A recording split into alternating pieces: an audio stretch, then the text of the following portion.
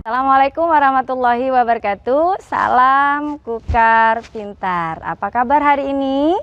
Semoga masih semangat mengikuti pembelajaran IPA kelas 9 semester ganjil. Pada hari ini pertemuan kelima, Ibu masih menyampaikan bab 2 sistem reproduksi pada tumbuhan dan hewan.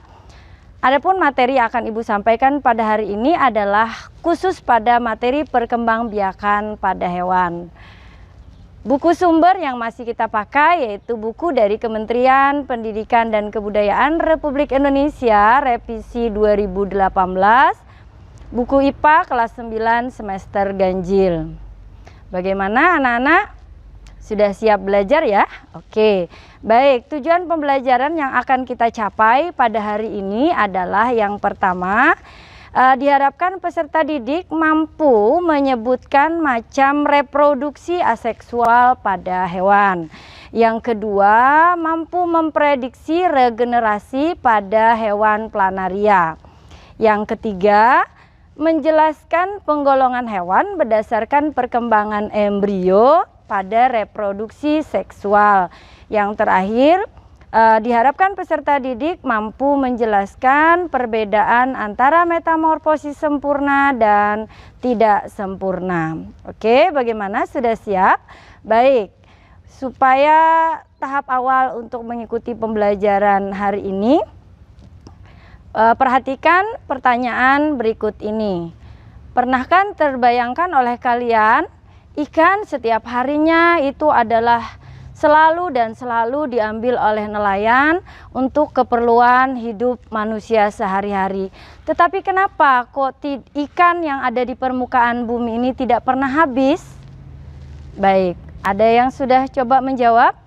Ya, ikan itu adalah salah satu makhluk hidup yang memiliki fekunditas yang sangat tinggi, sehingga kemampuan bereproduksinya itu sangat besar. Sehingga kalau alam tidak mengaturnya, maka akan terjadi penumpukan ikan di permukaan bumi ini. Sehingga ada kemampuan bagaimana perkembangan embrio dan reproduksi pada makhluk hidup yang terjadi di permukaan bumi ini. Untuk selanjutnya, pertemuan kelima. Tadi di apersepsi kita sudah coba mengawali kegiatan pembelajaran ini. Selanjutnya coba kita pahami apa reproduksi aseksual pada hewan ya. Jadi pertemuan kali ini khusus kita membahas tentang reproduksi pada hewan. Yang pertama, reproduksi aseksual. Apa itu reproduksi aseksual pada hewan? Perkembangbiakan makhluk hidup tanpa didahului dengan pembuahan antara sel gamet jantan dengan sel gamet betina. Disebut sebagai reproduksi aseksual. Pada umumnya, proses perkembangbiakan ini dilakukan oleh hewan tingkat rendah yang tidak mempunyai struktur tubuh yang sempurna. Macam-macam reproduksi aseksual pada hewan. Yang pertama, dengan tunas atau budding. Cara berkembang biak hewan dengan tunas adalah melalui pemisahan individu baru dari tubuh induk. Individu ini terbentuk dari tonjolan pada bagian tubuh induk. Biasanya, individu baru tersebut akan tumbuh di sekitar posisi induk, sehingga akan terbentuk koloni dari hewan tersebut. Pertunasan biasanya terjadi pada hewan yang sesil atau yang menempel di dasar perairan. Kita lihat contoh. Nah, ini dia adalah cara hewan berkembang biak dengan tunas atau budding.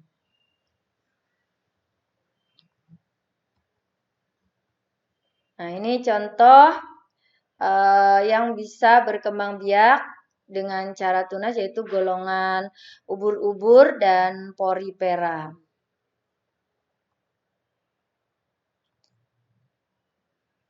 Nah, ini juga berkembang biak dengan budding, contohnya. Berikut adalah hidra dan terumbu karang. Selanjutnya adalah perkembangbiakan aseksual berikutnya dengan fragmentasi, proses terbentuknya individu baru yang berasal dari potongan-potongan tubuh induk. Jenis hewan yang mampu melakukan fragmentasi memiliki daya regenerasi yang tinggi. Kondisi inilah yang memungkinkan tiap potongan hewan tersebut dapat tumbuh menjadi individu baru. Ini contoh hewan yang berkembang biak dengan fragmentasi itu adalah cacing pipih atau planaria. Jadi melalui potongan tubuhnya nanti dia akan berkembang menjadi planaria baru. Selanjutnya dengan membelah diri atau posen. Membelah diri atau posen adalah perkembangbiakan hewan dengan cara memisahkan dengan cara memisahnya tubuh induk menjadi dua individu yang sama besar. Cara reproduksi aseksual pada hewan dengan membelah diri, pada awalnya hewan berbentuk membulat dan kemudian memanjang. Selanjutnya, sitoplasma pada bagian tengah terbagi menjadi dua, hingga akhirnya terbentuklah individu baru yang masing-masing memiliki inti sel. Pembelahan sel terjadi pada kondisi yang baik dengan suhu yang cukup, tidak terlalu rendah dan terlalu tinggi, serta memiliki ketersediaan makanan yang cukup. Nah, ini contoh amoeba, Paramecium, Ciliata, Flagellata caudatum, Euglena viridis, Chlorella, dan Archaea. Ini adalah amoeba yang sedang melakukan kegiatan membelah diri. Ini golongan Flagellata. Oke, berikutnya adalah perkembangbiakan hewan secara aseksual yaitu melalui parthenogenesis. Merupakan pertumbuhan dan perkembangan embrio tanpa fertilisasi oleh pejantan. Kata lainnya, cara reproduksi secara parthenogenesis terjadi di mana gamet atau sel telur betina berkembang menjadi individu tanpa melalui proses pembuahan. Parthenogenesis terjadi secara alami pada beberapa spesies, termasuk tumbuhan tingkat rendah. Untuk golongan hewan biasanya golongan invertebrata dan vertebrata. Nah, ini contoh tumbuhan yang parthenogenesis, ada tawon atau lebah, kecoa, semut, kutu air, dan kutu daun. Ya. Jadi, tidak perlu ada perkawinan. Jadi, individu jantan itu punya kemampuan telurnya bisa berkembang menjadi individu baru. Kita lanjutkan ke reproduksi seksual pada hewan. Nah, kalau reproduksi seksual pada hewan berarti melalui proses perkawinan antara hewan jantan dan hewan betina. Melalui proses ini akan terjadi proses fertilisasi, yaitu proses peleburan inti sel sperma dan inti sel telur. Proses fertilisasi ini akan menghasilkan zigot. Selanjutnya, zigot akan berkembang menjadi embrio calon anak. Dan pada tahap selanjutnya, embrio akan berkembang menjadi individu baru. Reproduksi seksual pada hewan itu diawali tadi oleh peristiwa pembuahan. Maka kita harus memahami macam-macam pembuahan atau fertilisasi. Oke, ada fertilisasi ekstern itu di luar, berarti terjadi apabila proses peleburan antara sel telur dan sel sperma terjadi di luar tubuh hewan betina. Fertilisasi dengan cara ini biasanya terjadi pada hewan yang hidupnya di lingkungan perairan, misalnya ikan, gitu ya, atau golongan amfibi. Nah, fertilisasi kedua itu dengan cara intern berarti di dalam. Terjadi apabila proses peleburan antara inti sel telur dan inti sel sperma terjadi di dalam tubuh hewan betina. Contoh hewan yang melakukan fertilisasi secara internal itu antara lain golongan sapi itu golongan mamalia, ayam itu apes, kura-kura, buaya itu golongan reptil dan lain-lain. Selanjutnya, reproduksi seksual pada hewan akan menghasilkan telur, anak, serta ada pula hewan yang bertelur dan beranak. Nah, berdasarkan cara perkembangan dan kelahiran embrionya, hewan yang bereproduksi secara seksual itu dibagi menjadi 3 jenis. Ada kategori hewan vivipar atau hewan beranak. Hewan ini memiliki embrio yang berkembang di dalam rahim induk betinanya dan akan dilahirkan pada saat umurnya sudah mencukupi. Ya. Contohnya seperti kita manusia, karena kita belajar tentang hewan, berarti ini contohnya ada kucing, kambing, sapi, itu golongan hewan vivipar. Nah ini. Berikut adalah hewan ovipar atau hewan bertelur. Hewan ini embrionya berkembang di dalam telur. Telur hewan ini akan dikeluarkan dari dalam tubuh induk betina dan akan dilindungi oleh cangkang. Contohnya golongan cecak, katak, ikan, ayam, burung, itik, dan lain sebagainya. Nah, ini terjadi perkembangan embrio di dalam cangkang. Biasanya ayam itu kurang lebih 3 minggu atau 21 hari. Ya. Berikutnya adalah hewan ovovivipar, hewan bertelur dan beranak. Embrio hewan yang tergolong ovovivipar sebenarnya berkembang di dalam telur, tetapi embrio tidak dikeluarkan dalam bentuk telur seperti pada hewan ovipar. Telur tetap berada di dalam tubuh induk betina. Setelah umur embrio cukup untuk dilahirkan, telur akan menetas di dalam tubuh induk dan kemudian anaknya dilahirkan. Contohnya itu beberapa jenis ular atau sebagian jenis ular, kemudian kadal ya. Nah ini contoh. Ini contoh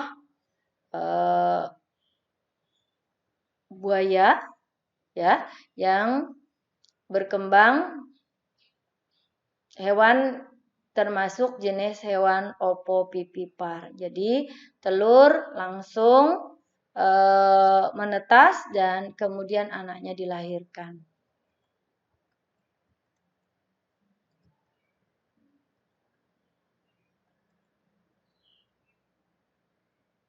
Kita coba memahami siklus hidup hewan. Hewan juga mengalami siklus hidup seperti manusia dan tumbuhan. Kemudian, apakah semua hewan mengalami siklus yang sama? Apakah hewan dapat memiliki tahapan generatif dan vegetatif?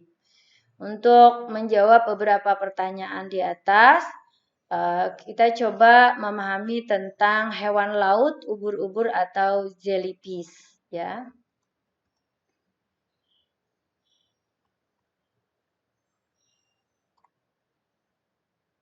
Oke, pada saat siklus hidup, ubur-ubur dapat bereproduksi secara aseksual dan seksual.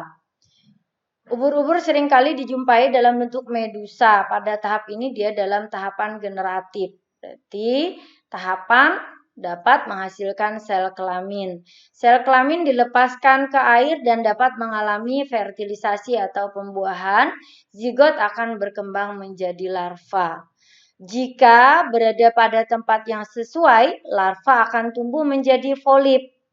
Pada bentuk polip, ubur-ubur dapat berkembang secara aseksual, yaitu melalui tunas. Polip akan berkembang dan tersusun atas strobelus. Polip strobelus mengalami reproduksi aseksual, yaitu dengan terlepas dan berada pada bentuk medusa kembali. Itu adalah siklus hidup pada ubur-ubur. Nah, kita lihat tadi penjelasan Ibu di awal bahwa siklus hidup ubur-ubur ada tahapan medusa dan ada tahapan polip. Ya.